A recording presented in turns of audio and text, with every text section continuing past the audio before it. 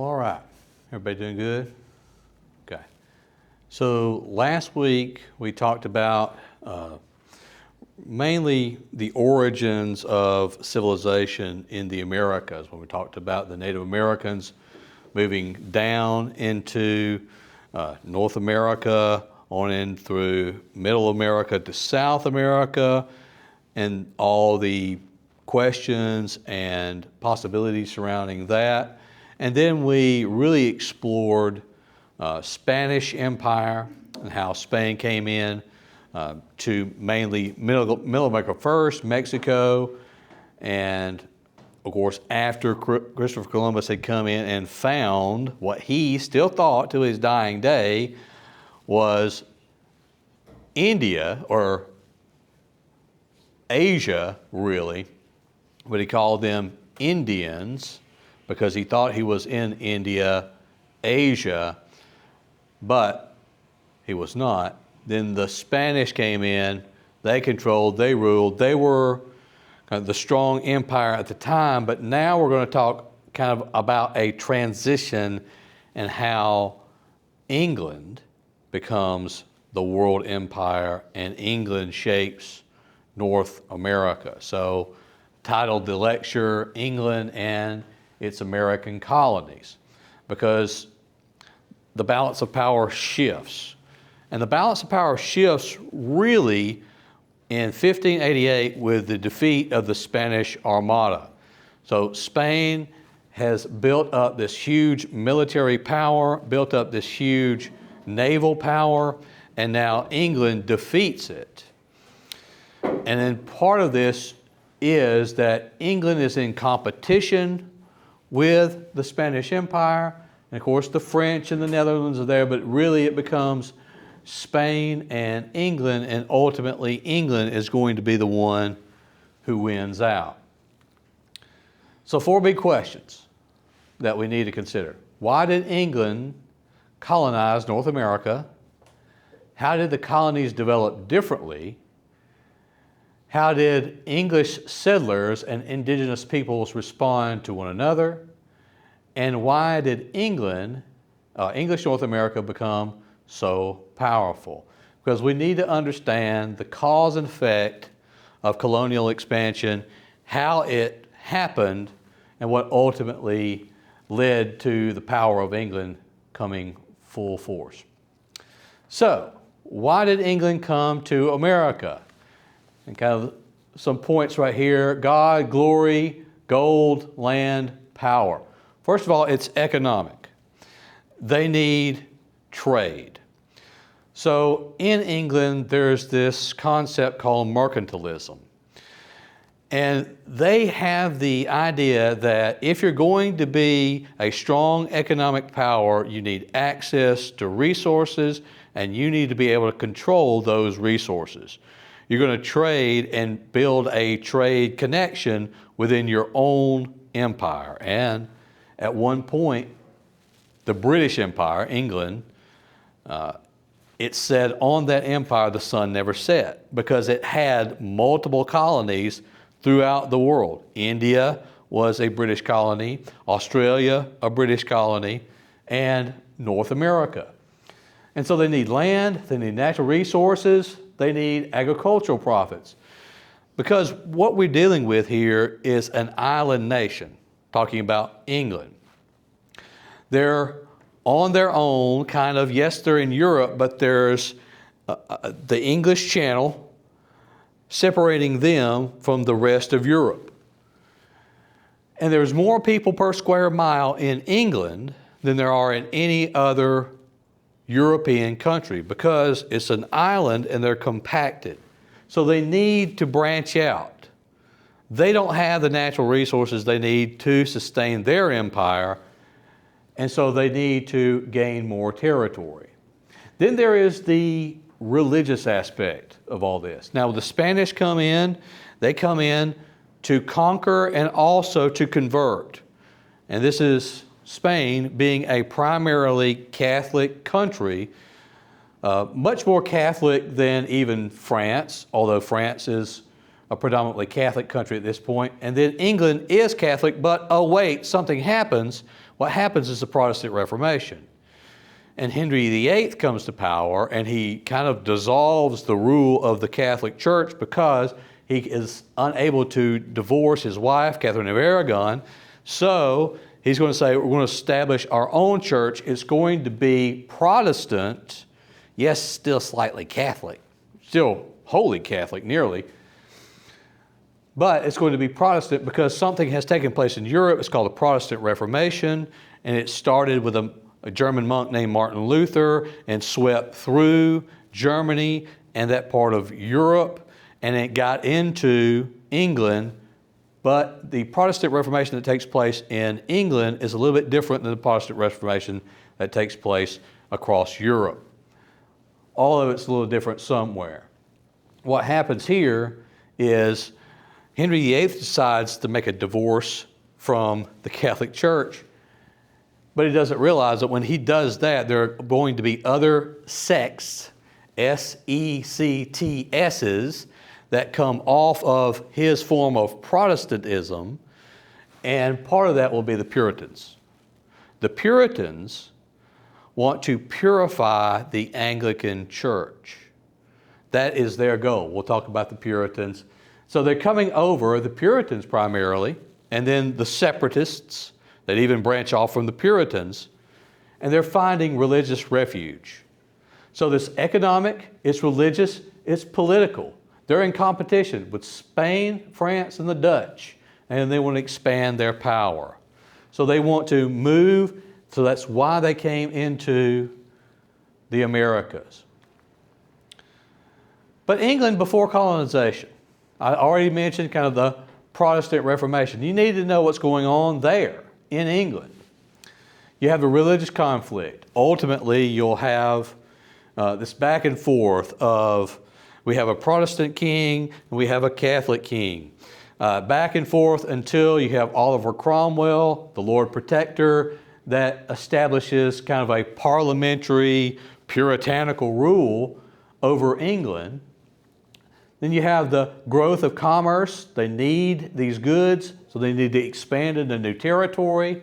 They have a vast population growth. As I said, more people per square mile than most other countries, and most other countries in Europe are larger, particularly Spain and France.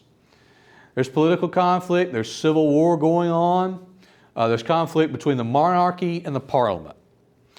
So when you think about Spain, you're dealing with a monarchy that's an absolute power. So Ferdinand and Isabella, they can say, go Christopher Columbus, we're going to fund you out of the coffers that the king has. And then they could expand and go from that basically just on the king's order. He is the executive authority. In England, the monarchy is different. The monarchy is different because you have the monarchy itself, the king, and the parliament. Decades, centuries ago, they came up with this system, and it was that all the landed gentry, all the lords and the ladies, right? Particularly the lords, came together who owned property, and they say, we need someone among us that's going to be the ruler, but we're also going to have a say in what goes on. So you have the parliament that is filled with all these distinguished individuals who are lords, and they are given power, and they go back and forth with the king. Basically, the parliament decides and the king executes. Different from Spain. That will be something you need to know because of how these expansions into the New World are financed. They're not financed like Spain financed theirs out of the king's coffers. They're financed out of private companies. So like the Virginia Company is a private company. Roanoke Collie. Raleigh. Lord Raleigh is actually financing his own expedition when the Roanoke Colony is established. He gets okay from the Queen to go do it, but he is doing it on his own. So really, he takes all the risk, they get the reward. So you have the Parliament, you have common law, you have property rights, local government. It's this English political tradition that is coming out, and it's playing out ultimately onto the Americas. Like I said, you had joint stock companies like the Virginia Company. You have these private companies in which investors pay money in order to fund these expeditions. Sometimes they'll pay money because they want property, they want land. Why do they want land? Why do they want property? Because in England they can't get it. In England, all these lords and ladies, I'm really dumbing this down just to say, hey, lords and ladies, all these individuals, these wealthy landowners, they own everything. And so there becomes a situation where people in England and other parts of Europe, they cannot rise up in wealth and status because there is nowhere to rise. But now they see opportunity in America. Finance these expeditions, establish settlements, produce commodities, make profits. They cannot do that in England. Many of them cannot do that. So the Virginia Company, it's established to found Jamestown. We'll talk about Jamestown and that first permanent English settlement. So we use that term, first permanent English settlement, because there are other English settlements like the Roanoke colony that ended up disappearing. I don't think it would put a slide here about the Roanoke colony, but I'll talk about it briefly. So the Roanoke colony is established on the Outer Banks of North Carolina. Sir Walter Raleigh comes up with this idea that he wants to go and establish a colony of his own. Now, understand, there's all these little settlements that have been built up at times along the Atlantic coast. But now they're trying to establish permanent settlements. I mean, there will be fishing expeditions that happen off the Atlantic coast, and there will be fishermen who go onto the coast maybe a couple hundred yards, and they'll build like a smokehouse. And they'll take fish that they've caught, smoke it, and then put it on a ship and send it back to England. So it's not as if there's not contact with native tribes. It's not as if there is zero settlement at all, but these are permanent settlements we're talking about. And the first one they really try to establish is Roanoke Colony. But Roanoke is called the Lost Colony. It's lost because it's first established, then they essentially run out of goods, run out of food, and before extra aid can get back to the Roanoke Colony, the people there are gone. They essentially disappear. Well, there's two schools of thought. One main school of thought that you often hear in history books is that they were gone and the only thing was written on, I think it was a tree, was the word Croatoan. Which Croatoan is actually the name of a local tribe. So either one of two things happened. Either they went off with the Croatoans, or the Croatoans came and they conquered the people. And come on in, David. And then they were gone. So one of two things happened in that case. But Roanoke is considered the lost colony, but Jamestown will be the permanent settlement moving forward. So Jamestown established in 1607. Roanoke colony is 1580s. But it goes away. It's not permanent. Jamestown becomes permanent, even though it has huge challenges. Early challenges, disease, hunger, poor preparation. I mean, they're coming over there thinking, oh, I'm going to make a profit. They're not coming over there thinking, I'm just going to survive, because that's what they have to do. They have to survive in order to make a life, in order to make a profit. There's conflict anytime you get more than two people together, right? Or maybe even two people together, there's going to be conflict. And then lack of agricultural experience. These people aren't farmers. they're merchants. They have different professions. They aren't farmers. So they're going to have to rely, in some cases, on local Native American tribes in order to help them establish agricultural prominence, or even agricultural prominence at all. I went back to last week, the three sisters, corn, beans, and squash. The Powhatans, they come in, and they're near where the Jamestown establishment is, and they're going to help them at first. So you've heard a guy named John Smith, and we'll talk about the Powhatan Confederacy and the English. Who's heard of John Smith? Okay, John Smith is one of the early leaders of Jamestown, probably the best leader of early Jamestown. And he's been in different places at different locations, but he comes to this Jamestown colony, and he's meeting with the Powhatans, or Powhatans. I'm killing this, okay? But please, my brain is already gone through most of what I can get through today. But anyway, this Native American group, he's meeting with them, and then this here is where Disney takes over, right? And the movie Pocahontas that you all heard and watched as children, right? And then John Smith and Pocahontas developed this love story. Well, it's not like that. What happens is there's a loss in translation often when these ceremonies take place. And what the chief of this tribe, Pocahontas' father, was trying to do when they took John Smith and they were going to kill him, or what seemed like they were going to kill him, Pocahontas comes and covers him, protecting him. By the way, she's 10 years old. He's, much older, much older than her. And the story is told as a love story. It's not a love story.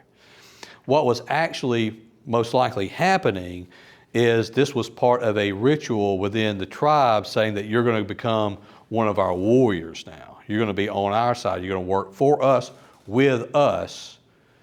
So that's what was going on, not the Disneyfied version of it. But there will be trade back and forth. There's a relationship established even with John Smith. Then you see trade, diplomacy, conflict. The English needed food, local knowledge, and trade. But the Powhatans, or Powhatan, there we go, I got it. The Powhatans trade opportunities, political advantages, and control over the territory. So let's talk about Pocahontas very quickly. In your extras on the module, I'll go for the controversial thing first, okay? The controversial thing about Pocahontas is her marriage to John Smith and her connection to Jamestown. First time Pocahontas connects with these people, she's there and she's dealing with the tribe, and she's about 10 years old when this thing with John Smith happens, and she's teaching the boys how to cartwheel. That's not controversial, but she has a connection to these people. What becomes controversial later is when she's actually taken as a captive, because of this conflict is going back and forth. She's taken as a captive. Chief Powhatan, got it again, Chief Powhatan has many wives and many children. And we think, we have in our mind native princess. But Chief Powhatan has multiple children. They say, all right, make a deal with us, Chief Powhatan. We'll give Pocahontas back to you. And Chief Powhatan says, no deal. I've got plenty of kids. Pocahontas is just another one of them. Well, that's kind of rough. And in your extras, one of the professors I had at JSU has a presentation he gave for the Georgia Archival Historical Archive Society, in which he talks about that. He also talks about the research of some other people who were questioning the marriage of her and John Rolfe. John Rolfe comes to Jamestown, and John Rolfe's big contribution to Jamestown is that he brings seeds from tobacco plants that came out of Barbados and the Caribbean. They have tobacco, but it's different type of tobacco. It doesn't grow as exponentially as this tobacco out of the Caribbean. John Rolfe brings tobacco out of the Caribbean, and that becomes the start of the major cash crop that takes over in Jamestown. But he's a widow, or a widower. He's lost a wife and child, and then now they have captivated Pocahontas, and they become married. So the controversial aspect of this is we're not sure if the child they have is actually John Rolfe's child.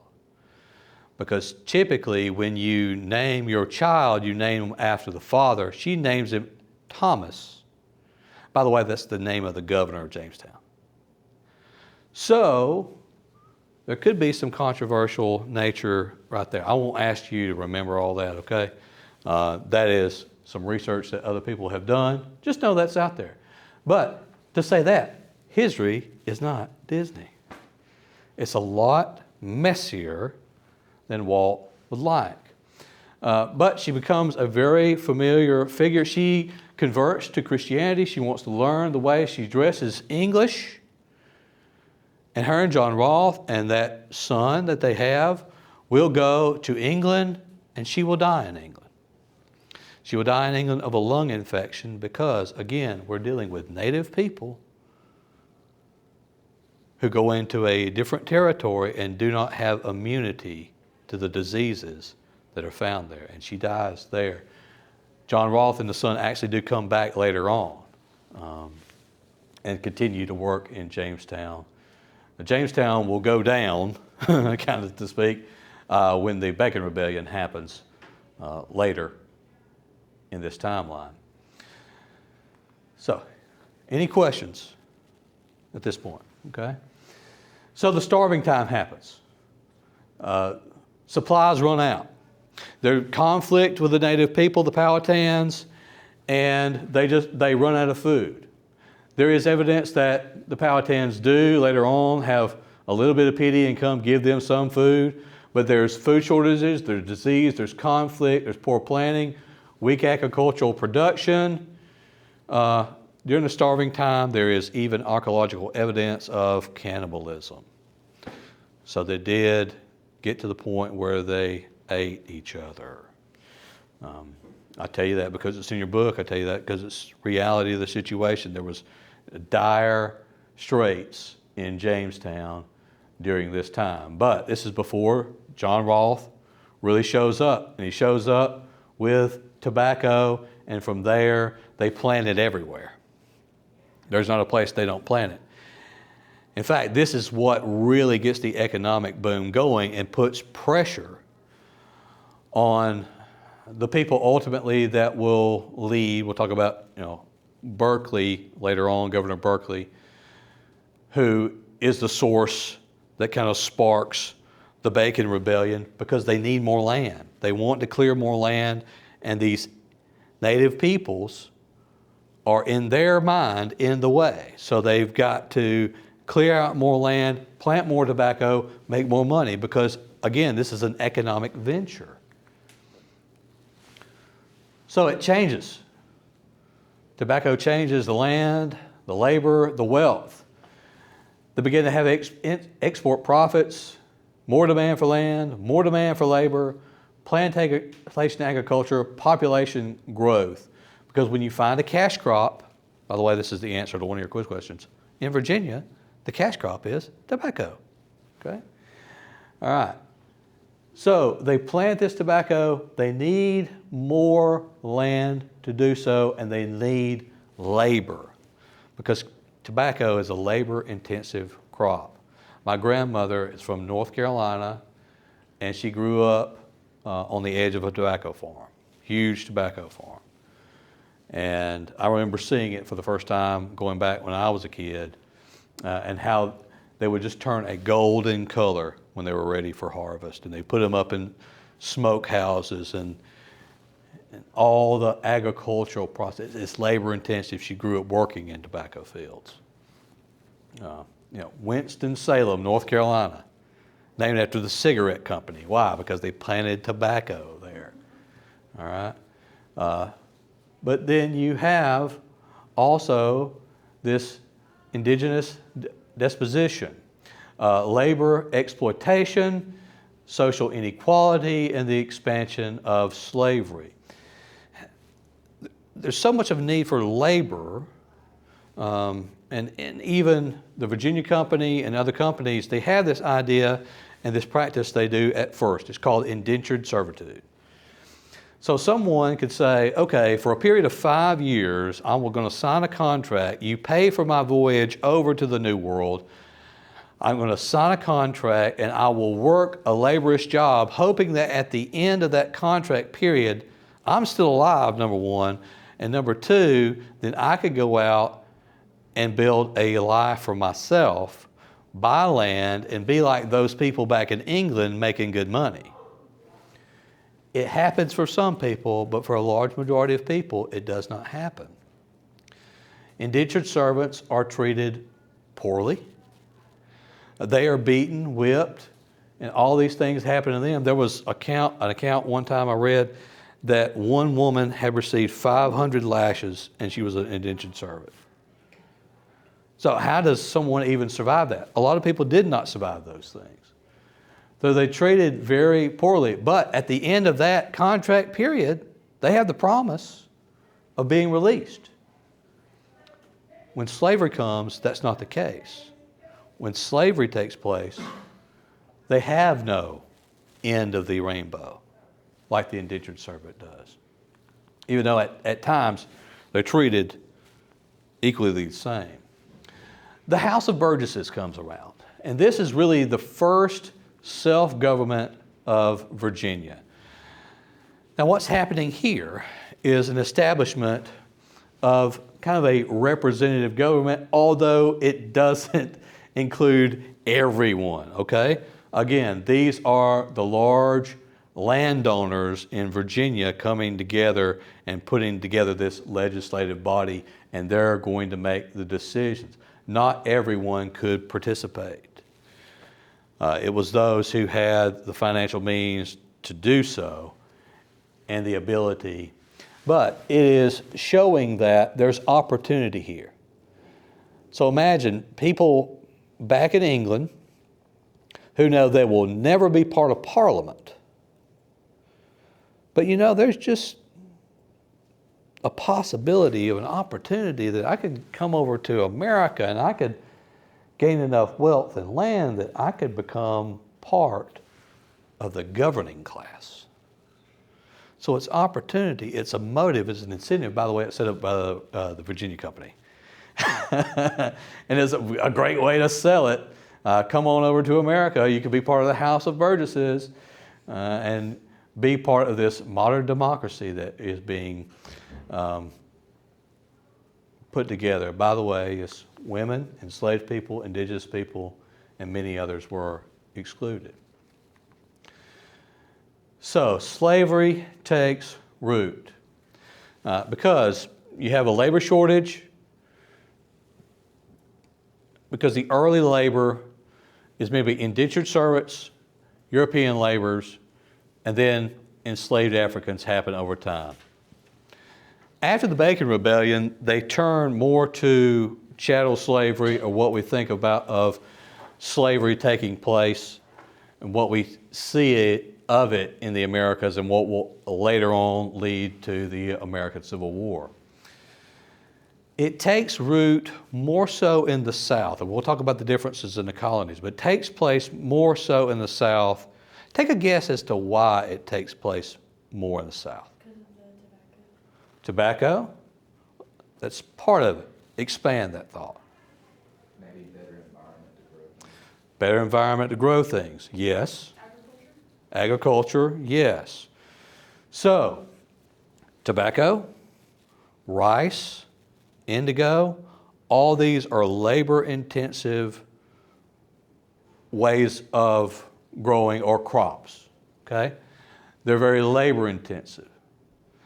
In the north, you can't grow a huge tobacco field because of cold weather. Imagine, had the north been further south, and they found a crop that would grow like wildfire in Massachusetts versus Charlestown. All of American history could be different. Because if you have two huge economies that both relied heavily on labor from slavery, would there have been a civil war? We would have thought about something else. But, all right. So, it takes place and it takes root deeply in the South. And then later on, over time, slavery becomes defined by heredity and increasingly defined by race. At this point, indentured servant, slave, it doesn't matter. You're both getting treated very poorly. Later on, after the Bacon Rebellion that comes up, they don't use indentured servants near as much. But then they begin to heavily rely on enslaved Africans. The Maryland colony, and we'll talk about the different colonies and how they are set up. But north of Virginia, you have Maryland. You have Virginia right here. Maryland colony. Maryland colony is a little different in that it's really set up as a Catholic refuge. So with the city of St. Mary's, it's Lord Baltimore. Lord Baltimore has decided that he wants a Catholic colony in North America. And so you're going to see the religious differences of these colonies. And that's what's going to be one of the distinguishing factors between each one. But even within here, you're going to have religious conflict because you have people who have come out of the Protestant Reformation. Virginia becomes an Anglican or a Church of England colony. Then you have the Catholic colony to the north. Ultimately, will end of the Act concerning religion. Later on, it's the religious toleration document by the Catholics saying we're going to tolerate one another. Why? Because what's going on in England is we're killing each other. But over here, we're going to try to get along because why? We need to survive. We need to survive. Just north of Virginia, so tobacco becomes the cash crop for this colony as well. So it's for economic development, it's for agricultural settlement, and a Catholic refuge. Ultimately, they sign an act of toleration toward one another. And so it's limited and frequently contested. It will ultimately be overthrown by really the Protestant denominations, more Anglicanism than anything else. And they'll say, well, no, we're going after you even over here. But that's for later on. You can read about that. So the Chesapeake region, this is Maryland and Virginia. The economy is deeply agricultural. Tobacco is there. Huge amounts of labor that take place because that's what you need to work these tobacco fields. You have indentured servants, ultimately leading to enslaved Africans because of what takes place. And society, it becomes, and the reason for later on the Bacon Rebellion, it's becoming, there are a landed class, there is a gentry, and then there are indentured servants and slaves. There's a plantation agriculture that's taking place. You have these little dispersed settlements, Jamestown being one of them, wealth inequality, large landowners. I mean, there are going to be names established even here. the Lee family, the Washingtons, the Jeffersons, the Monroes. They're going to start building their wealth, and they will build their prestige even on into the early part of the American experience. So these developed differently from New England. While there is a religious aspect to life, it is not like what's going to take place in New England. New England and the Plymouth colony. So there's a group of Pilgrim separatists. What takes place is they are on their way to America. They've actually made a deal with the Virginia Company, and they're going to settle a little north of Jamestown, where Delaware and New Jersey are. But there's a little bit of a correction, and they end up in Massachusetts. And they basically just say, okay, this place looks good, and we're going to establish it here. By the way, we didn't want to be with the Anglicans and the Catholics anyway. We wanted to be separate. We want our own separate territory. We are separatists, by the way, and I'll explain what that is. But they land in what they call Plymouth, and the area that they landed in was actually an already established village that had been vacated. It was an Indian village that they even found bushels of corn underground to sustain them. I mean, it was there. They look at it as providence, because this is God's hand on the fact that we have come over here, and here He has provided sustenance. And then they sign what is known as the Mayflower Compact, which says, "In the name of God, amen, we, those whose names are underwritten, the loyal subjects of our dreaded sovereign King James, by the grace of God of Great Britain, France, Ireland, King, defender of the faith, and having undertaken for the glory of God the advancement of the Christian faith and the honor of our King and country, a voyage to plant the first colony in the northern parts of Virginia," by the way,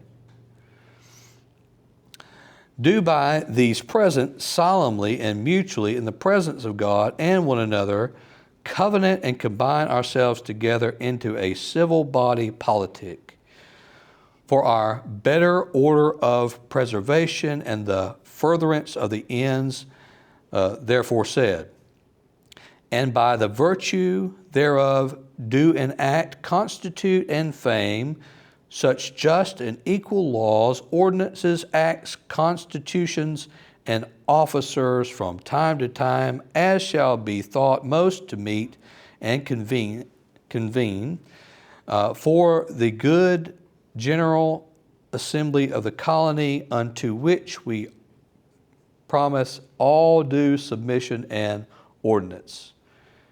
That was their compact with one another and their form of self-government.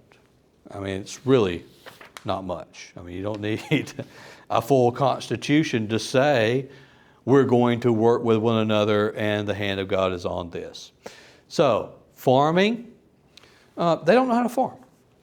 Again, they have little knowledge, but one day they're all gathered together, and there was a native that comes walking up, speaking perfect English, dressed in English clothes, and his name was Squanto.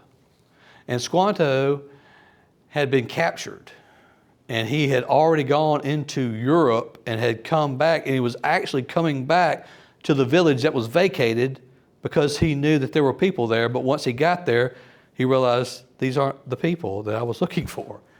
But he speaks perfect English, and he helps them. And of course, you know that this is where we celebrate the first Thanksgiving, because there was a working together, primarily because of Squanto and his ability to be able to communicate with those at Plymouth and the natives of the area. So they learn how to farm, fish, trade.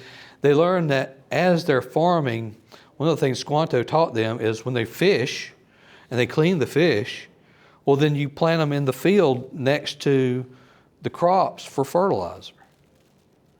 They don't know that, but they learn that here. We think, well, that's common sense because we know. And then trades established by those around them are trading with other native tribes and not really other colonies at this point because there's really very few colonies. So they're separatists. What does this mean? They're different than the Puritans. The Puritans want to purify the Church of England. The Pilgrims and the separatists think this is a lost cause. And what we need is we need separation. We need to start our own thing, our new thing. The Massachusetts Bay Colony is Puritan. And John Winthrop wants it to be a city upon a hill. He wants it to be a shining example of what it is to come over and establish a godly society.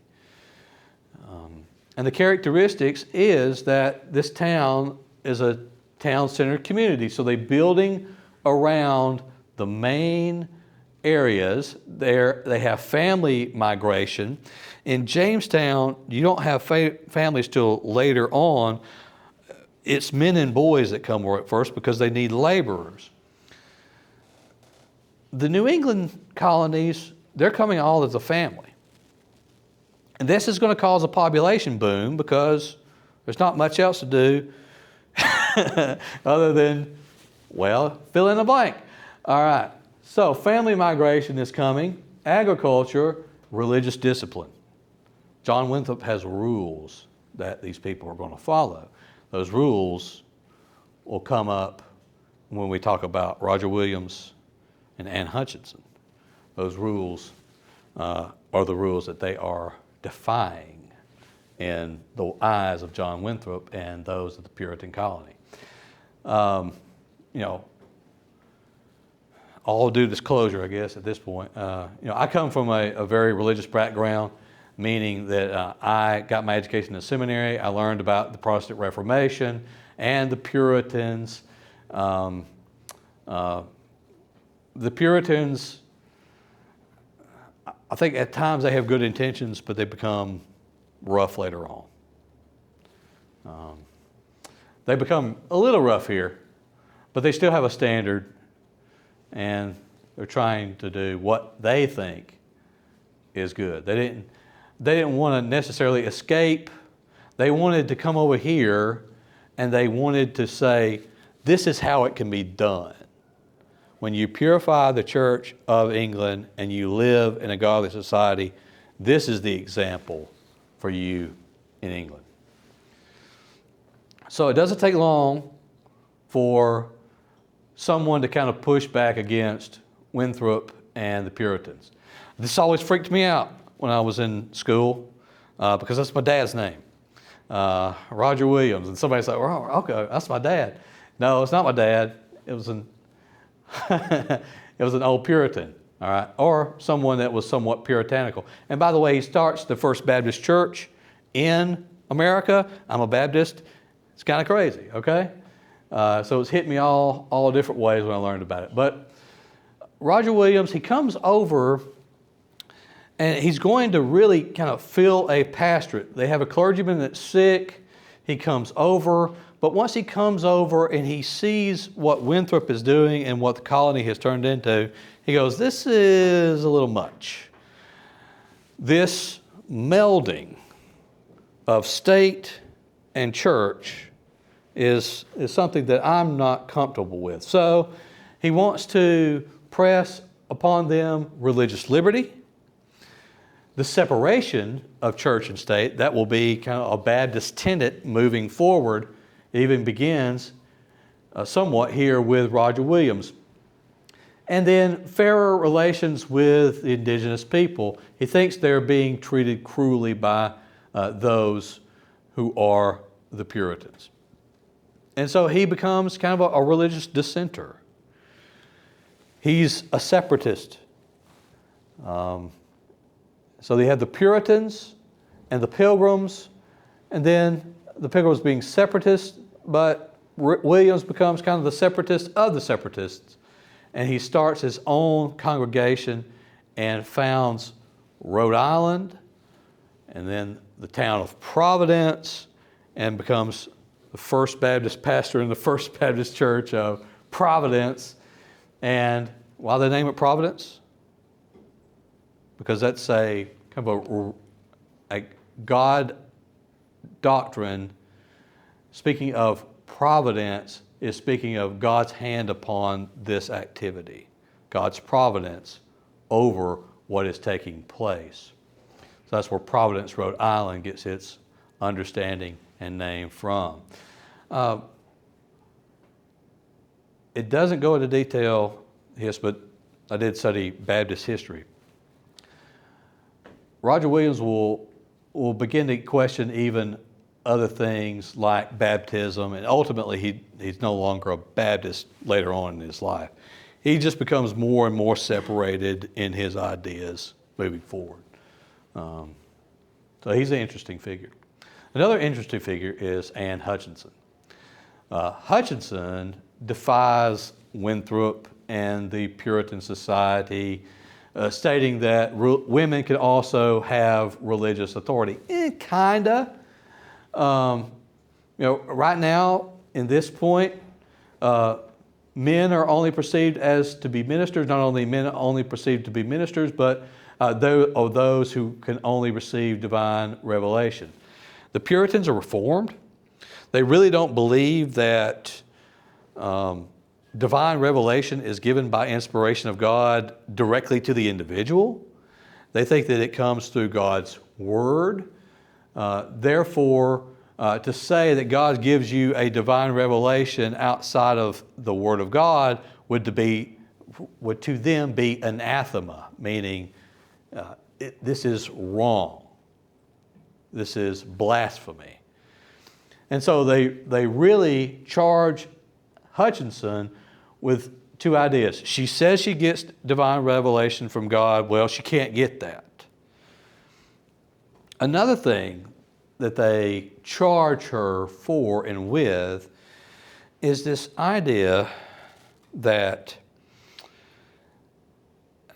and they to an extent believe this, but they don't push it as far as Hutchinson does. So the Puritans are Reformed, meaning that out of the Protestant Reformation, they followed the teachings of this guy named John Calvin. And Calvin taught that God is the only one who saves, and it's only by His grace that one is saved, and you can do nothing to save yourself. This is a very deep simplification of Calvinist theology. Hutchinson says, okay, that is true. But if that is true, and I can do nothing to save myself, then nothing I do is going to keep me out of His good graces. Therefore, I can do whatever I want to do. And they accuse her of something called antinomianism, which is a big word to say, God saved me, I can live however I want to. Because nothing I could do to save myself. So they accuse her of that. And ultimately they'll banish her from the colony. She will go on. By the way, she's pregnant when she's giving a defense of herself. She has 6 children. Her husband dies. She goes to live in what will become like the Netherlands colony, ultimately New York. She is killed in a raid of Native Americans into that colony, and John Winthrop calls it divine justice. It was rough back then, guys. All right. So there was a theological controversy about authority. who could interpret Scripture, who could teach. She did challenge the roles, and ultimately she's charged with dissent and banished. And then the Salem witch trials take place. It's all this religious stuff going on, okay? When we talk about the Virginia colony, the only really major thing religiously we're talking about here is what's going on kind of in Europe, this conflict between Protestant and Catholic. But here there's so much more as far as the religious activity. So the Salem witch trials happen. It begins with an accusation against a household slave called Tituba. And some young ladies, probably preteens, teens, accuse her of witchcraft. And this hysteria spreads. And it spreads like wildfire. Religious anxiety happens, fear, community conflict. People are being accused of witchcraft. Sometimes it's just people they don't like being accused of things they did not do. And massive hysteria hits to the point where there are 300 accused and 30 hanged for what was thought to be witchcraft. So accusation happens, trials, and ultimately executions. There's just weird things that happen from time to time. Here, it's like on a small scale, and it's only happening in a town. I know you're doing American history, but if you ever study like the French Revolution and the zeal of some people that took place when the guillotine came out and there were people being executed, you don't know how to explain it. It just seems to take place, and it takes hold, and it takes over, and there's nothing else to get their attention away. There's no iPhone.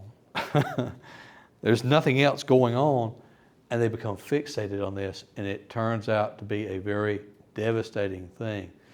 Was actual witchcraft going on? I mean, Tituba comes and had been influenced by those in the Caribbean, and there were some things that were going on there that she did that could cause, because you're dealing with people who are coming from a puritanical, separatist background, and they see something that is totally different from them, and they get incensed. And it just takes hold. Of course, it's still today celebrated around every Halloween, and Salem becomes a huge place where people go and reflect on the witch trials that took place there long ago. So the rest of New England, what's going on there? Connecticut, you just have Puritan influence, town government, agriculture taking place, same with New Hampshire, but there's an expansion that's taking place. They're going north to Maine, and they're getting timber and fish. They're going back west to keep expanding through Connecticut. And so the big idea is there's just an expansion that's taking place beyond Massachusetts. Of course, the main action is going to happen right here, but the expansion is going out, and they're taking more territory, more property, and there's conflict that are taking place. It's different here from what's going on in Virginia in that the Powhatans have a confederacy. And there's multiple tribes around the Powhatans. But here you have individual tribes that aren't communicating together, aren't working together. That will change a little bit later on with the Iroquois. But right now it's just an expansion on out. Down south in the Carolinas, and their connection to the Caribbean, Barbados, and Atlantic commerce. They're going back and forth along Florida, Spanish territory, down through the Caribbean, trading back and forth. This is where the rice, indigo, yes, they'll have tobacco, trade, and slavery going back and forth up that coast. This area, at this point, because of rice and tobacco and everything that they need, and a large labor source coming from the Caribbean, will become the largest or the most prosperous of colonies. Charlestown, which would later become Charleston, is founded at this point. Anybody ever been to Charleston? Beautiful city. If you've never been, you ought to go. You ought to go to 3 major southern cities, and that's Charleston, Savannah, and St. Augustine. Because St. Augustine is the oldest established by the Spanish Empire, longest serving settlement, permanent settlement in North America, and a lot of old history there, a lot of great architecture in Charleston and Savannah, particularly Charleston. Charleston is Protestant, more Protestant, Anglican. Savannah is somewhat more Protestant, but when you compare it to New Orleans, which was French Catholic, and if you ever go to that other major southern city, you'll see the differences between the architecture, and it's just a beautiful place. It's where the Cooper and the Ashley rivers come together on that point. Of course, in Barbados, the Caribbean, you have a plantation culture. I talked about last week, sugar. Sugar is grown here. So this is where a lot of the labor is going to be first offloaded and then go up through the coast. Colonial government, commercial practices. So the Atlantic world, it's Europe to Africa to Caribbean to North America.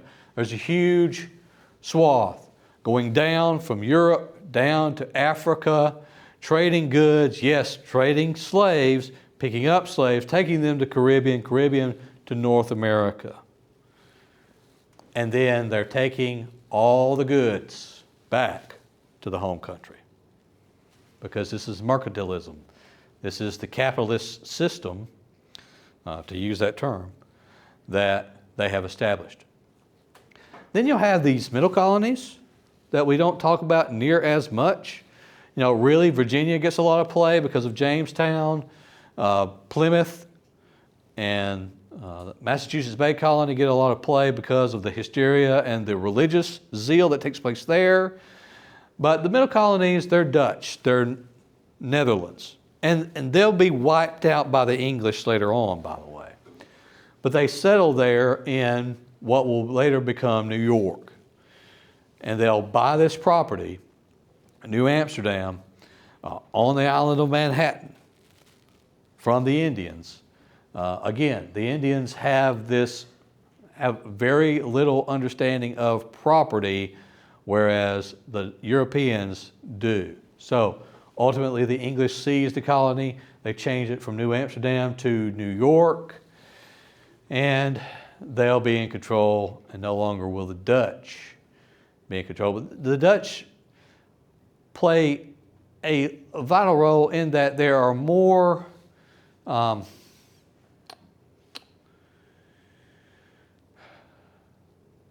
willing to work not only with Native American tribes, but also they're more religiously tolerant than the other colonies. So the other middle colonies, they have this religious diversity among them. There are different religions. They're Catholic, they're Puritan, they're Congregational, they're Anglican, Quakers. The Quakers are kind of pushed out of Massachusetts. They later on found Pennsylvania, and I'll talk about William Penn here in a moment. But agricultural, immigration, large ports and large cities, shipbuilding is going to take place in these middle colonies. So William Penn, kind of looks like the Quaker Oat guy, right? Oh, by the way, it is the Quaker Oat guy. It's William Penn. And Penn is a Quaker. Now, the Quakers are Protestant, adjacent, okay? So they believe in God, but they are more spiritually led people. Now the Puritans are the hardliners, like boom, it's by the book, okay? But the Quakers, they are a little bit more energetic, and they are pacifist, meaning that they don't openly engage in conflict. Why is this important? It's important because they're not going to, come in and try to wipe out the native population. They're going to come in and try to work with the native population. There was a period of peace that kind of takes place within Pennsylvania with the Indians that will last for 70 years. And so they see equality for God, not only for themselves, but for the natives. They want to live a life of simplicity, and then they have an opposition to formal religious hierarchy. So the system of Catholicism, you have Pope, cardinals, bishops, priests, the like, all the way down. Even with Anglicans, the head of the Church of England is the king. And then you have cardinals and bishops and priests under them. They have no formal hierarchy as far as it's just about God and the brother, and it's congregational. This is a place where dissenters can go. This is why Anne Hutchinson ends up in this area. Penn views this as a holy experiment, and it lasts for a long period of time. Yeah. I know I'm talking a lot. Y'all can ask questions. Stop me at any point, okay? But there is diversity. In New York, you have trade and ethnic diversity going on. There's a lot of farming and religious diversity in New Jersey.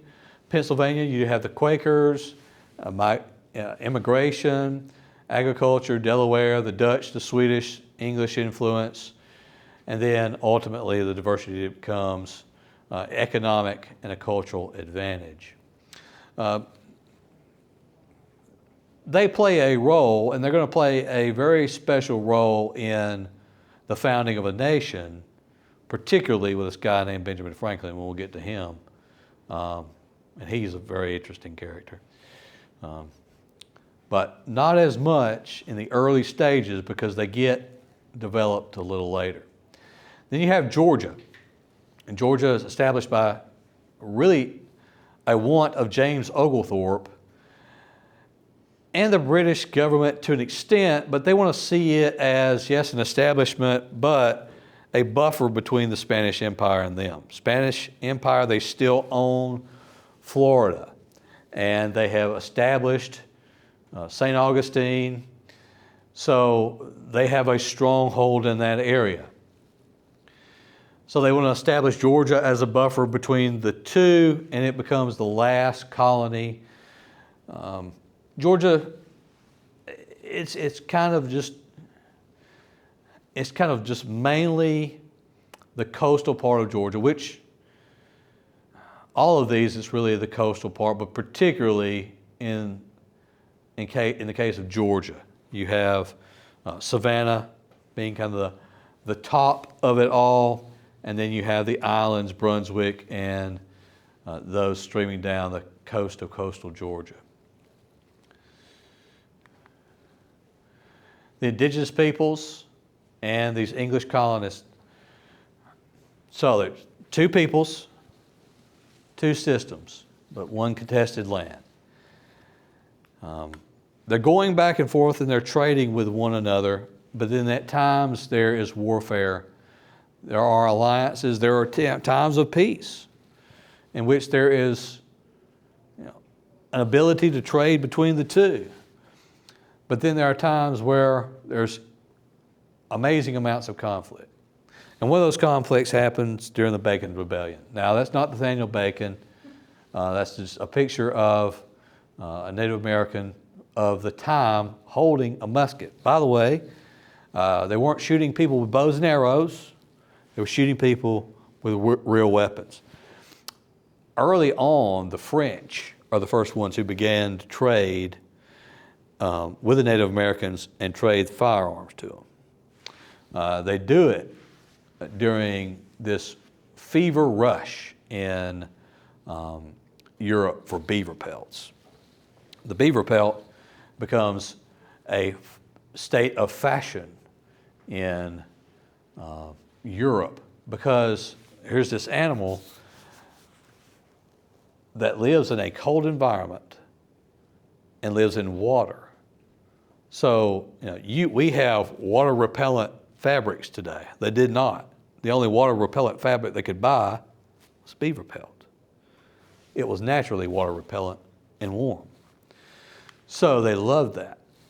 They trade guns with the natives, and that often causes conflict. The Bacon Rebellion, and I already kind of mentioned it a couple times, it happens by this man, Nathaniel Bacon, who really, Nathaniel Bacon is saying, America is just becoming like another England. That's all it is. You have this people that have all these land, and there's nothing for us to get. We came over thinking that we were going to be able to make a better life for ourselves, and because you will not allow us to expand into native territories, we can't do that. Because the governor, Berkeley, had said, no, we have made arrangements. So the government of the time in Virginia, in that area, have made arrangements with the natives that we will not go any further. And for a long time, they don't go even past the Appalachian Mountains. So Bacon, seeing this as a necessity for them to expand economically, he sees that we need to rise up against the governor and we need to go on a rampage. And so there's a rebellion that takes place. And ultimately the rebellion will not end until Nathaniel Bacon dies of a fever, and then everything settles back down. So that's kind of the gist of the Bacon Rebellion. So there's these things going on. There's wars within these native tribes. There's the Pequot War that takes place where English settlers, they take indigenous allies and fight against another indigenous people. There's King Philip's War in which Metacom, who's the leader, or only known as King Philip, led an indigenous resistance against New England and them trying to expand in the territory. I told you earlier, the Powhatans, they had already had a confederacy, but now we have a confederacy coming up in this area because there's so much expansion into their territory. So there's destruction that is taking place, an expansion of the Europeans into the area. And then they have a confederacy that takes place called the Iroquois League, where the Mohawk, the Oneida, the Odanga, the Conga, Seneca, and Tuscarora come together and build this coalition against intrusion into their land. So it becomes the Iroquois Confederacy. So why do these colonies thrive? Well, there's 5 major reasons. First of all, population growth. More growth in the north as far as population is concerned. That's why by the time you get to the American Revolution, there are more people in Massachusetts, surrounding Plymouth, Rhode Island, the Massachusetts Bay Colony, because they came over with families and they established a big footprint, big presence. That's why they have so much input, not only because the war starts there, the American Revolution, but because there's so many people there. That's the population centers. The money comes from the South, Virginia primarily, South Carolina.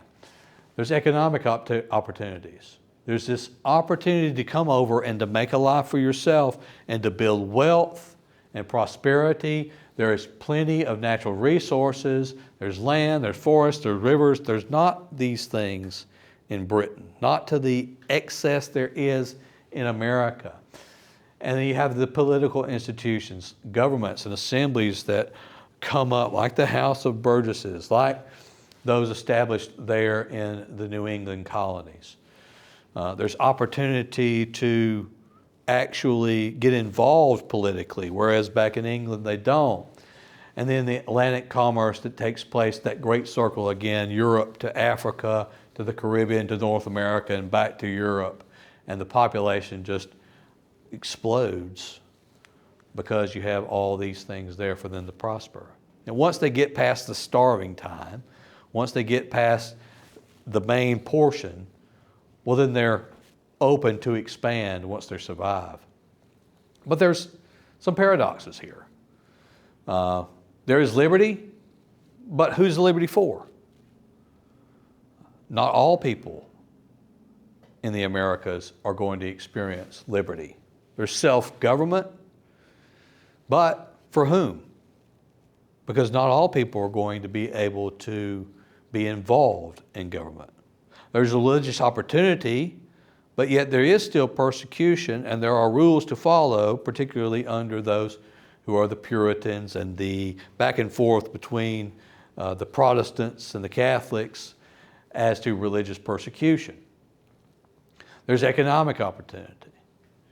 But as long as they're keeping us from being able to expand any further westward, well, who's going to be able to take advantage of this economic prosperity? Is it going to be just the landowners who are already established here, the major families, and then everybody else is left out of the cold? Well, that's no different than it was back in England. And so there's slavery, indigenous, religious persecution, social inequality. And so colonial America contained contradictions. It's not all black and white. There's a lot of gray area, as there is with human beings, because we're talking about people and desires, opportunities, lack thereof, all these things, all these contradictions, because we are contradictions, walking contradictions. So comparing the different colonies. Chesapeake, this is Maryland, Virginia, primary economy, circled around tobacco, Anglican religion, slavery, indentured servitude, plantation society. New England, farming and trading, they're more puritanical. It's going to be out of New England that we get into the Great Awakening later on and the conversation that will surround by that. Family labor, these are family farms. You have the children working with the parent in the field. Most of the time, there are people in the North who did own slaves, but most of the time it's family working, and they're centered around the town, centered around religious life, really. Carolinas, you have rice and indigo. They're Anglican. That's why I said go to Savannah. There's these huge Anglican churches with huge steeples that are built during this time and just a little after. There's even a church there. It's a Huguenot church. Anybody know what a Huguenot is? A Huguenot is a French Protestant. France is primary Catholic, although there were some Protestants in France, but they were persecuted by the Catholic Church, so they came over to America.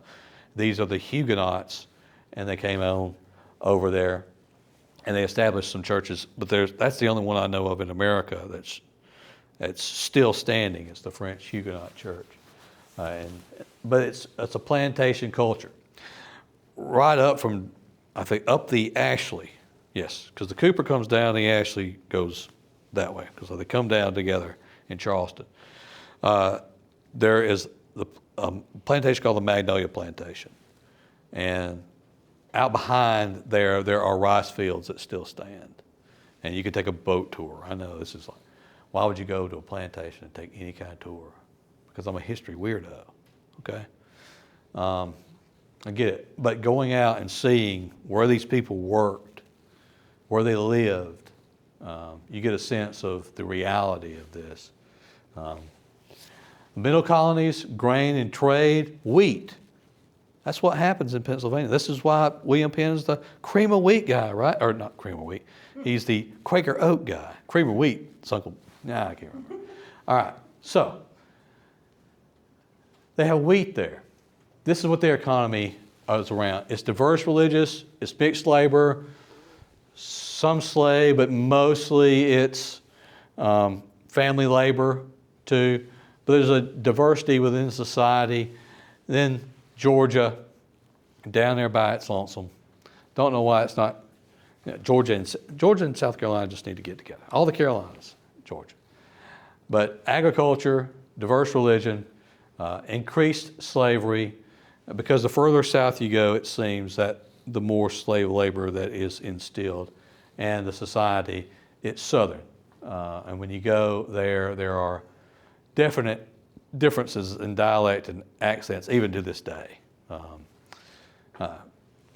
Growing up, like I said, my grandmother grew up in North Carolina, and she grew up about 50 miles off the coast, between, right off the line of South Carolina and North Carolina, and just to hear about how people talk there and how we talk here.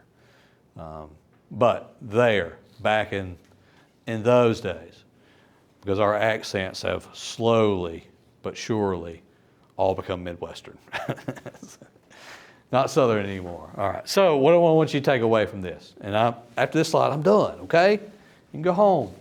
All right, prophets, religion, land, and power. These are what the colonies existed. This is why England established them. Immigration, agriculture, trade, self-government. But their growth really depended on indigenous land, the expansion into other territory, African labor, because remember, the Bacon Rebellion knocks out really the indentured aspect of labor, and it becomes mainly slave labor, and in Atlantic commerce, that big circle that just keeps feeding England.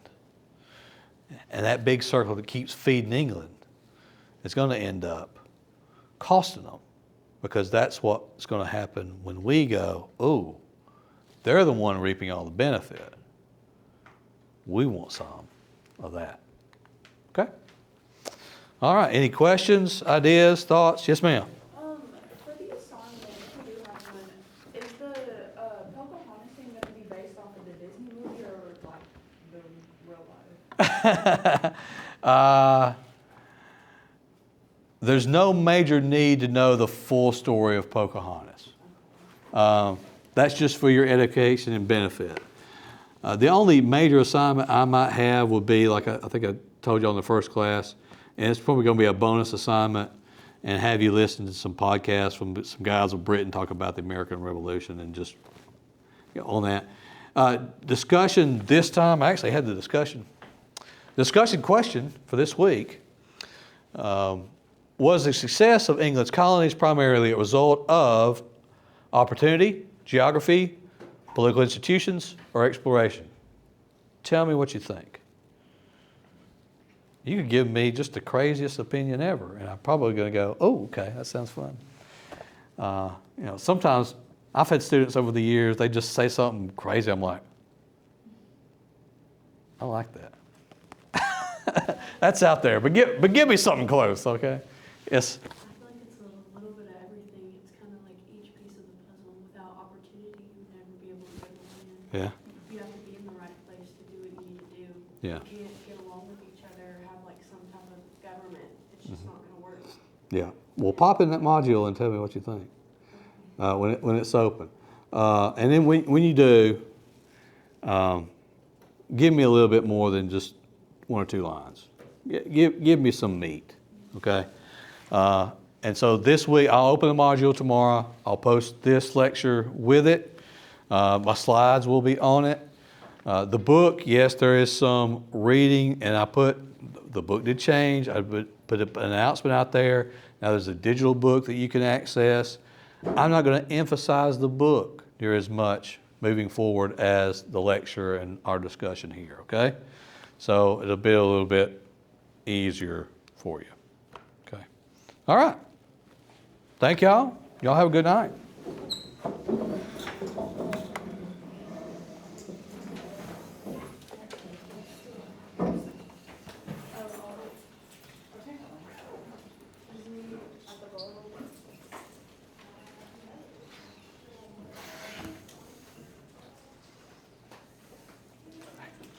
Hi, sir. So Hey. should I need to write my names on it or no? No, you're good. You did the attendance verification? Yeah, yeah. You did. Thank you, sir. Yeah, because I'm just late for that, and I'm just wondering if I could bring my name so. Oh, yeah, you being late, you're okay. Thank God I wasn't the only one. You're all right, Jason. I'm glad you're here. I'm glad to be here, sir.